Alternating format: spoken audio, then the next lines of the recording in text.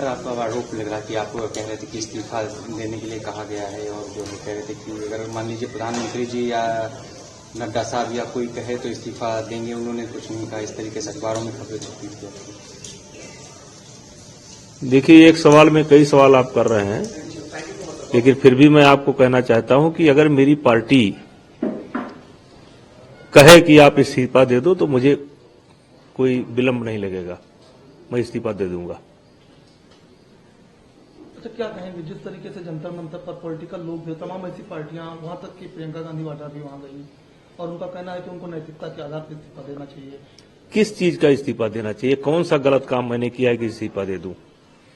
Supreme court में पूरे प्रकरण में न जाकर के सुप्रीम कोर्ट के निर्देशानुसार एफआईआर हो गई, दिल्ली पुलिस जांच कर रही है, तो जांच का परिणाम आने दो। उसके पहले किस चीज का इस्तीफा बनता है मुझे तो ये भी नहीं मालूम है कि मेरे ऊपर आरोप क्या है। जैसे कोई नाबालिग लड़की जो आरोप लेकर के आई है, मुझे तो ये भी नहीं पता है कि उस कौन सी लड़की है, क्या है और मेरे ऊपर आरोप क्या है। किस बात की इस्तीफा दे दें? आपने कहा था कि इस तरीके से कि 4 घंटे नहीं 4 महीने लगे एक स्क्रिप्ट तैयार करने में, क्योंकि मेरे ऊपर जिस तरीके से एफआईआर कराई गई। देखिए, देखिए बात आप लोग सवाल पर सवाल बनाते हो। एक बातचीत के क्रम में मैंने कहा था कि अगर कोई घटना घटती है, आमतौर पर अगर 2 घंटे एफआईआर लेट हो जाए तब भी अभियुक्त को फायदा मिलता है कि 2 घंटे सोच समझ करके एफआईआर लिखाई गई है। मेरे खिलाफ तो 4 महीने से सोच समझ करके लिखाई जा रही है, क्योंकि ओवरसाइट कमेटी के सामने जो लड़कियां गईं और जिनके रिकॉर्ड दर्ज किए गए, उन लड़कियों में इस नाबालिग बच्ची का नाम नहीं है। ये ओवरसाइट कमेटी के सामने नहीं गई है, ये ओलंपिक कमेटी के सामने नहीं गई है। और इसी बीच मैंने एक ऑडियो पहले से ओलंपिक कमेटी के सामने बनी थी जो कमेटी, उसके सामने एक सरकार की जो कमेटी, सबको मैंने दे दिया था कि बजरंग पूनिया एक लड़की से बात कर रहे हैं और कह रहे हैं कि कोई किसी भी लड़की का इंतजाम कराओ, किसी भी तरीके से इंतजाम कराओ। और 3 महीना बाद इंतजाम कर लिया इन्होंने, एक नया मामला लेकर के आ गए। तो कहने का मतलब एक एफआईआर जब लिखी जाती है तो 1 घंटे के अंदर, 2 घंटे के अंदर लिखी जाती है, और 2012 से घटना घट रही है, 2015 में घट रही है, 16 में घट रही है, तो 10-12 साल सोच समझ करके मामला ला रहे हैं। और मामला भी एक साथ नहीं ला रहे हैं, अलग अलग ला रहे हैं। तो मैं तो एक ऐसा आदमी हूं जिसके खिलाफ 4 महीने से षड्यंत्र हो रहा है। क्या लगता है सरकार के खिलाफ नारे लग रहे हैं जंतर मंतर पर जिस तरीके से कि? देखिए, आज जितने आप कह सकते हैं जैसे टुकड़े टुकड़े गैंग, या जो ताकतें शाहीन बाग में सक्रिय थीं, जो ताकतें किसान आंदोलन में सक्रिय थीं, जो हमेशा समय समय पर मोदी जी पर हमला किया करते हैं, पार्टी पर हमला किया करते हैं, आज वही सारी ताकतें दिखाई पड़ रही हैं। और मैं शुरू से इस बात को लेकर के चल रहा था कि मेरा इस्तीफा इनका मकसद नहीं है, मैं तो एक बहाना हूं, इनका निशाना और कोई है, पार्टी है। क्या दूसरा शाहीन बाग बनाने की कोशिश तो नहीं? अब जब इनकी डिमांड पर एफआईआर दर्ज हो गई, उसके बाद भी ये घर नहीं जा रहे हैं और सारे राजनीतिक दलों को आमंत्रित कर रहे हैं। जिस तरीके से प्रियंका जी पहुंची, जिस तरीके से आज उनके पति पहुंचे, जिस तरीके से अपना मलिक साहब पहुंचे, जिस तरीके से केजरीवाल पहुंचे, जिस तरीके से लोग इकट्ठा हो रहे हैं और जिस तरीके से गाली गलौज की भाषा का प्रयोग किया जा रहा है, मोदी जी को गाड़ देंगे, जिंदा गाड़ देंगे, निचोड़ देंगे। योगी जी के बारे में एक जो स्वयं अपराधी है, सजा याफ्ता है, बिहार का गुंडा है, वो खुद आकर के जो है योगी जी का मजाक उड़ा रहा है, हंस रहा है। तो इससे क्या मतलब निकलते हैं? खिलाड़ियों का आंदोलन है? ये खिलाड़ियों का आंदोलन नहीं है। किसका आंदोलन है? अब आप पता लगे। जैसे आपने पतंजलि के प्रोडक्ट पर सवाल खड़ा किया, उसके बाद से ये स्थिति बनी है, फिर 4 महीने के बाद एफआईआर की स्थिति बनी, क्या लगता है इसके पीछे है कौन?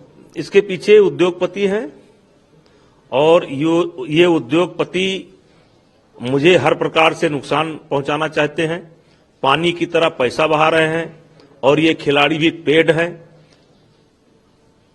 और मैं समझता हूं कि जब उद्योगपति मेरे खिलाफ सैकड़ों करोड़ रुपया खर्च कर सकते हैं, तो जहां 5-5 लाख में 10-10 लाख में लोग मर्डर करने के लिए घूमते हैं, तो मेरी जान माल का खतरा तो है ही है। ये अगर इसमें हार जाएंगे तो जान माल को नुकसान पहुंचाएंगे, क्योंकि इन्होंने तो तय कर रखा है कि विभूषण सिंह को जीने नहीं देना है, इन्होंने तय कर रखा है। और आप बताइए कि 50 लाख रुपए कपिल सिब्बल साहब की फीस है और एक हियरिंग की 9 वकील खड़े करते हैं, तो क्या एक सामान्य खिलाड़ी इतने महंगे वकील रख सकता है? उसके बाद आप देखिए, जब इनकी डिमांड थी कि एफआईआर दर्ज हो, एफआईआर दर्ज हो गई, फिर भी इनका आंदोलन नहीं समाप्त हो रहा है। क्या आंदोलन में पैसा नहीं खर्च हो रहा है? धीरे धीरे धीरे धीरे ये आंदोलन उसी शाहीन बाग की तरह बढ़ रहा है, ये बढ़ रहा है धीरे धीरे धीरे धीरे धीरे धीरे। ये उत्तर प्रदेश को और हरियाणा को बांटना चाहते हैं। और मैं आपके माध्यम से अपील करना चाहता हूं कि उत्तर प्रदेश के अंदर यादव परिवार के खिलाड़ी ज्यादा हैं, जाट परिवार के खिलाड़ी ज्यादा हैं, और हरियाणा के अंदर 90% जाट खिलाड़ी हैं। मैं उनसे आपके माध्यम से अपील करना चाहता हूं कि इनसे ये पूछें कि ये नेशनल क्यों नहीं होने देना चाहते।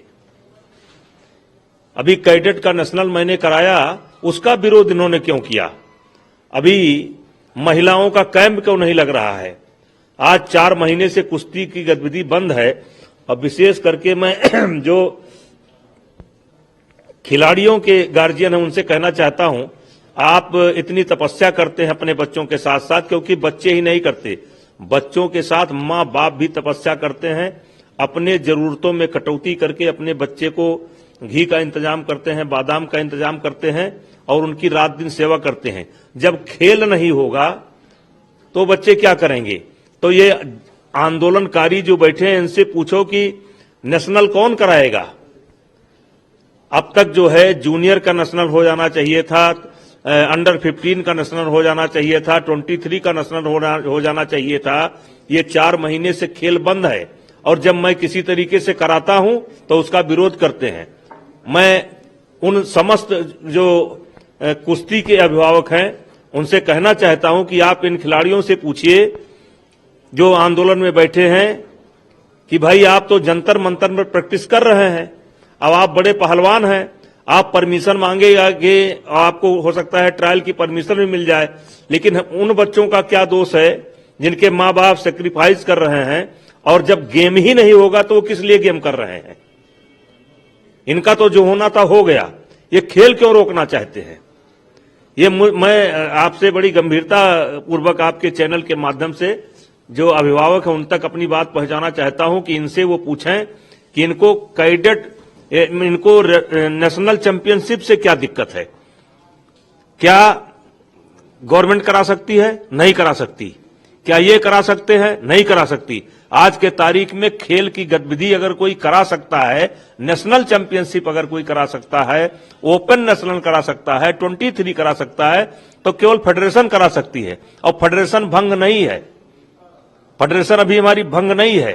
फेडरेशन हमारी तब भंग होगी जब हमारा चुनाव हो जाएगा, अगला आदमी आकर के ये कार्यभार संभाल लेगा, तब फेडरेशन का काम समाप्त होगा। तो ऐसी स्थिति में खेल को क्या किया जाए? आज 4 महीने से सारी गतिविधि बंद है, इससे खेल का बहुत नुकसान हो रहा है। मुझे एक शेर याद आता है कि तूफान से लाए हैं किश्ती निकाल के, इस देश को रखना मेरे बच्चों संभाल के।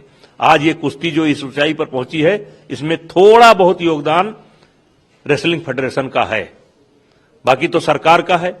जिस सरकार को, जिस मोदी जी को आप गाड़ देने की बात करते हैं उनका है, साई का है, लेकिन थोड़ा सा योगदान फेडरेशन का भी है, थोड़ा सा योगदान हमारा भी है। अच्छा, अंतिम सवाल है कि जब मान लीजिए जब जांच रिपोर्ट तो कि आपकी अब ये हवा में सवाल नहीं, जब जांच रिपोर्ट आएगी, अगर मुझे मेरे खिलाफ आती है तो उसका जो कानूनी रूप से है वो सामना करेंगे, और अगर मेरे पक्ष में आती है तो देश की जनता जो फैसला करेगी वही करेंगे।